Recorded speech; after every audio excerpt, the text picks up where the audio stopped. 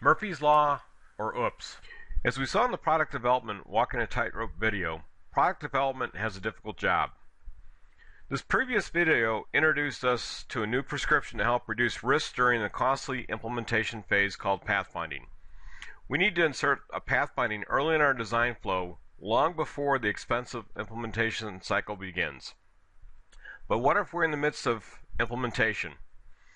Regardless how well we plan, issues can and will arise.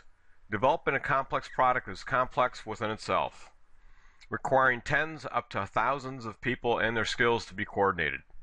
Plenty of areas for Murphy to strike, and we know that Murphy normally strikes at the most inopportune time. Let me show a quick example of an implementation issue. No question, it was designed correctly, but there must have been an interesting story behind this issue. Assuming that there is no pipes or other items under the rail that prevents this section from being aligned with the other tracks, this has an easy solution. Just rip up the smallest section possible and relay the foundation and new rails. This rail might be bad, but a product developer's worst nightmare is making a list that is widely distributed. This is something to avoid. To help minimize Murphy's impact, pathfinding was used during the exploration phase to help define optimum solution. Why not use pathfinding to help determine feasible solutions? The issue that came up involved signal integrity issues that impacted both the silicon and PCB design. This involved three functional groups: the design team, the layout team, and the signal integrity team. Each of these groups have their own rules to follow. Many times these rules are focused to maximize their own functional area with little regard to other groups. To resolve the rule disputes might come down to the loudest voice or some manager.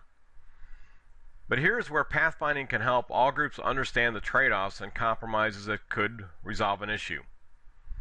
Pathfinding can provide objective analysis that the three teams can review, no longer rules or gut feel, but objective data to help guide their decision-making process.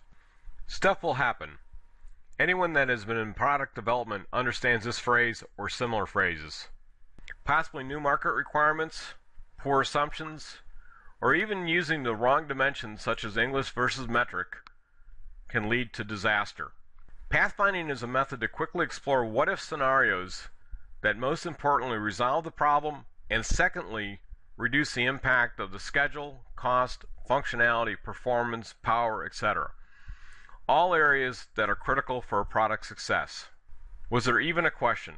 It seems obvious for pathfinding. If you want to read more about pathfinding, here's a list of books and papers that have been published. In addition, more information can be seen on our website at www.e-systemdesign.com.